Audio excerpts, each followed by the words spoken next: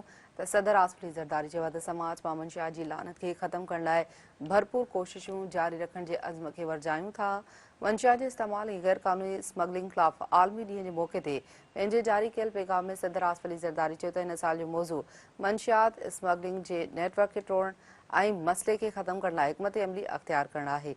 हुन चयो त मंशियात जे इस्तेमाल ऐं हुन जे गैर क़ानूनी स्मगलिंग हिकु आलमी चैलेंज आहे। सदर चयो त मसइले खे हल करण लाइ मुसलसल ऐं गॾियल आलमी सहकार जी ज़रूरत आहे। चवण त मंशियात ऐं गैर क़ानूनी स्मगलिंग असांजे नौजवान नस्ल जे मुस्तक़बिल लाइ ख़तरो आहिनि। हुकूमत मंशियात जे ख़ात्मे लाइ पुरअज़्म आहे। अॻे ॿुधायूं पिया सदर आसफली ज़रदारी जो चवणु आहे त घर वज़ारत ऐं एंटी नारकोटिक्स फोर्स हिन सिलसिले में अहम किरदारु अदा कयो आहे। ब्रेकिंग न्यूज़ ट्रांसफॉर्मर सां शेयर कयूं पिया। सदर आसफली ज़रदारी चयो आहे त समाज मां मंशियात जी लानत खे ख़त्म करणो पवंदो। इन लाइ भरपूर कोशिशूं जारी रखण जे अज़्म खे वरजायूं था।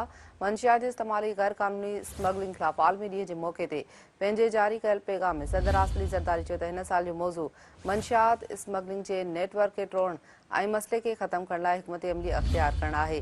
हुन चयो त मंशियात जे इस्तेमाल ऐं उन जे गैर क़ानूनी स्मगलिंग हिकु आलमी चैलेंज आहे। सदर चयो त मसइले खे हल करण लाइ मुसलसल ऐं गॾियल आलमी सहकार जी ज़रूरत आहे।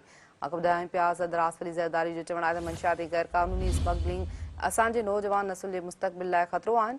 हुकूमत मंशियात जे ख़ात्मे लाइ पुरअज़्म आहे। सदर आसफली ज़रदारी जो चवणु आहे त घर वज़ारत ऐं एंटी नारकोटिक्स फोर्स हिन सिलसिले में अहम किरदारु अदा कयो आहे। ब्रेकिंग न्यूज़ खां नाल तव्हांखे आगाह कयूं पिया। सदर आसफली ज़रदारी चयो आहे त समाज मां मंशियात जी लानत खे ख़त्म करण लाइ भरपूर कोशिशूं जारी रखण जे अज़्म खे वरजायूं था।